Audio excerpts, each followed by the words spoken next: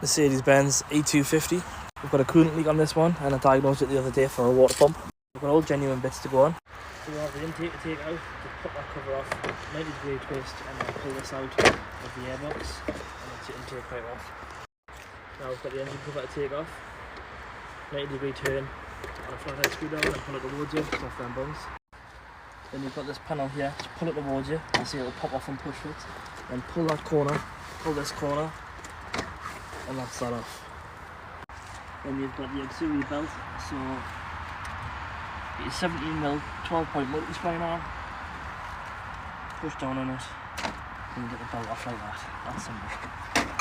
Then you can take the belt off all the other pulleys. If you can't remember how the belt goes on, just take a photo. I'll take this off all the way. I half forgot that you do need to take this little bracket off. It's got E12 bolts in the back of it, so then these will come off, and obviously the belt goes through it, so 2 seconds I'll get that off. So we've got the Beast Clark HD box out.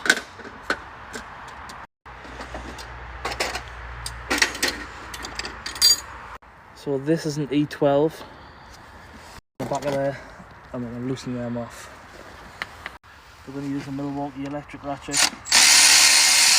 And then we'll take the first wheel out.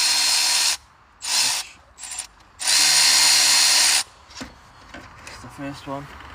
That's one of them now. And the next one's here.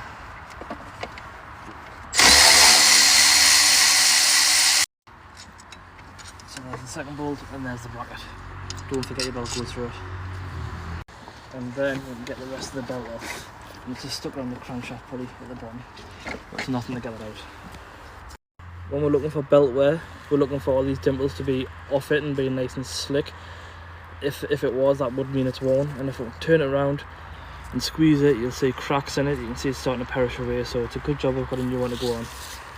But then you do get new belts which are smooth, and they're meant to be that way. But the ones with the little pimples on, once they get to like a shiny smooth, they are usually gone.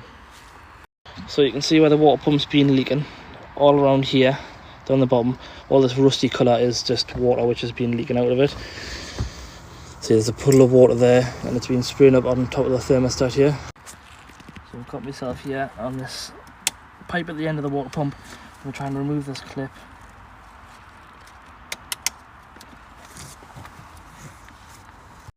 That's the clip off. You don't always have to take it off, you can just pull it out a little bit, but it's just a bit easier. You've got this clip here, which you can just pull back. You only need to use a set of fuel pipe pliers to get that off. Once I pull them, it's going to leak all its water out. Before I do pull them pipes, I'm going to take this T45 out, which is to the idler pulley. Make sure they're correct. Crack out.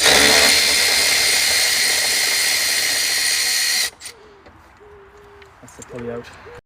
Now I can start getting these pipes off, if they're not too tight, but that's that one. There's not much water left in the car. And then the second one here. Twist it, and it should be easier to get off. Let's see. That's the 2 bits of pipe off. Now we've got a bracket down the front here, which is 2 E10s. That holds the plastic part of the water pipe to the crankcase. So we'll undo the top one first. And then we'll have the bottom one, and I'll bring the bracket out with this bolt here. So that is the bracket out, and there's the bolt I took out earlier. That's it. I'm still not going to start pulling off the main bolt for the water pump, because we'll have an elbow pipe here, which I need to put my pliers onto, and then wiggle that back.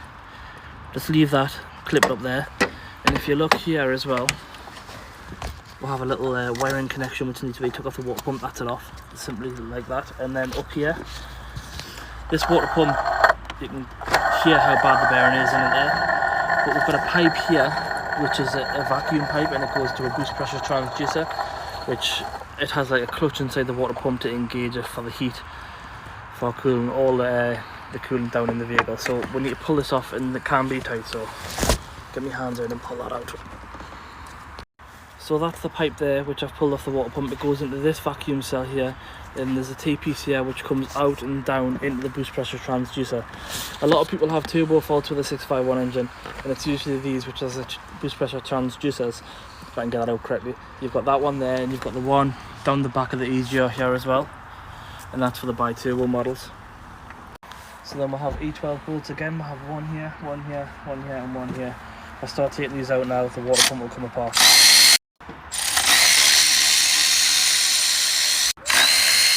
Here's the last one here. So now the easy bit, just get a hold of the water pump, rock it towards you like that, pull the plastic bit towards you as well. Both just get caught. And that's one water pump out. You can see the gasket's not there because it's stuck to the block. Make sure you don't double up on your gaskets. I've seen faults like this happen, so that's it off the block there. Through time, the heat does just stick into the block, so that should be in there. And also what you're looking for as well, when you've got this flat base here, once the gasket's worn out, you'll see that it'll have no edge on it, so the water will just seep past. But in this case, it is a water pump, and you can see the play in it there. It's horrendous. Before we do get rid of this water pump, one thing we do need to do is just remove this. You can use a spanner, but it's just as easy to use more grips. Water pump either side, and then screw this off. And that's a little bracket which holds that case off, which I showed at the start of the video. That's that one done. The new pump. We'll get it out of the box. And this is what they come like from Mercedes. So I'll get this open and I'll show you. So this is the super series part. It's all metal pump. This one's plastic. And you see it comes with a new gasket, and you can see how high up the lip sits on this. And then for the little push fit, screw straight back onto there. And that's the only part you need off the old pump, like I said. So I've got my drill here with wire brush attachment. I've got it on slow speed, and I'm just gonna clean up the crankcase, sorry, where the gasket was. I'm not gonna be rough on it. You don't want to take too much material off, but this here is fine for a rubber gasket. I'm going to clean it off with a bit of brake cleaner. You can see that if I get my arm out of the way. I'm going to try and clean some of this off too. So I've got my pot of red grease here. It's just lithium grease, that's all it is. All the fittings which have pipes, just put a tiny bit of grease on them. These ones here as well. So when you refit it, it's just easier to put everything in. And then if you ever do need to remove a pipe, it's easier to get off instead of them dry sealing on. And then the gasket as well. Just put a thin coat on. When you're putting it back onto the crankcase, which it goes that way, if you're moving it up and down trying to seal it against the crankcase, you don't want the seal cutting, so a little bit of grease will just help it slip on. So we're ready to get that on now as well, and I didn't show earlier, but these pump bolts, they don't fall out. You can wind them out, but they have like a little stopper inside, which is, well, I can't show you, I haven't got the other bolt, but it also has a little squash washer as well there, so that when they expand and contract with the heat, the bolts don't just come loose, they're clamped in there like that. So now we're going to put the water pump back in, so we'll just drop the plastic one down. What I want to do firstly is try and line it up, but I want to put this elbow back in first, because this is the hardest point of doing it, which is, it's still simple, but it's the hardest point of this job. So what I've done with the water pump, I've put it in already just with the electric ratchet. Now I'm just getting my torque wrench on there, and we need to finalise and torque the bolts up and do them in a cross pattern, so you're pulling the water pump onto the crankcase perfectly, not just nipping one side then nipping the top side. So that's the pump on, just make sure it still spins freely. The wiring harness down here, when you're putting it on, obviously make sure you don't trap it behind the pump, but that's the pump secured there. Now we can get back onto this pipe here, put the clamps onto it. It's been a bit tight. Pull it down, and then release it, that's it, back on there. Then you can put this back in and it just clip on the pipe, that's it. Then this pipe, push back on. Now we can get the vacuum pipe back on, and everything's got a tiny bit of grease on, so everything's going back together so easy. Then the bottom bracket can be put back on, you can see the bolt holes which are missing. So the last bit before the belt obviously is the idler pulley, and it's easy to put back on, one bolt. And this can be torqued back into place. So we've got the new belt to go on now. So you can see I've got the belt on, apart from on the tensioner pulley, so it's in place.